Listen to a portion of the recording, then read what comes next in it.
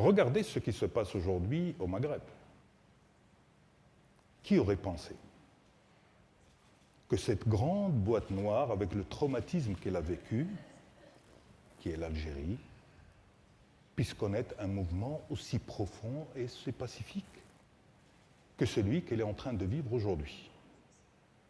Qui aurait pensé que 8 ans après la révolution du jasmin en Tunisie, et à l'occasion de ces élections aujourd'hui, qu'il y ait 2 candidats anti-système, déjà, après 8 ans, 2 candidats de force anti-système qui se retrouvent pour le 2e tour qui va être tranché dimanche?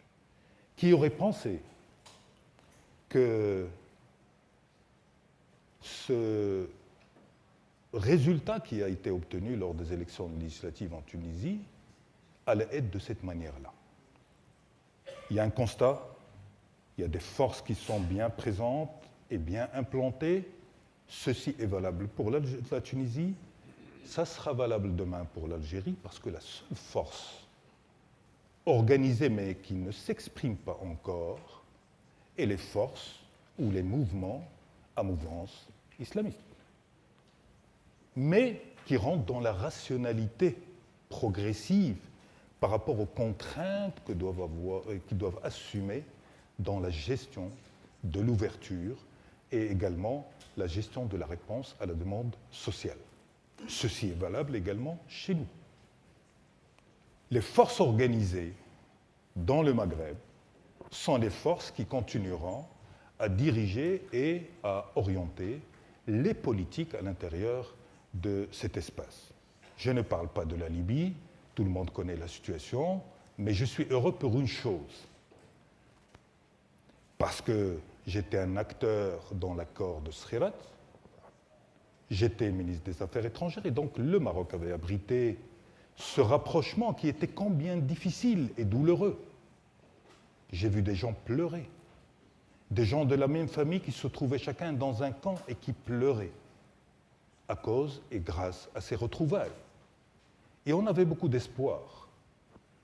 Mais les forces continuaient à fonctionner pour que la Libye ne retrouve pas la stabilité, parce que chacun voit la stabilité à sa manière. Mais je suis heureux aujourd'hui que la tendance militaire ne soit pas la tendance qui prend le pas dans la solution ou la résolution du problème de la Libye. Je suis heureux également des évolutions qu'il y a en Mauritanie.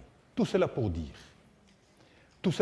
que le Maghreb est en train de vivre des mutations structurelles porteuses d'espoir. Ce que j'observe en Algérie est porteur d'espoir.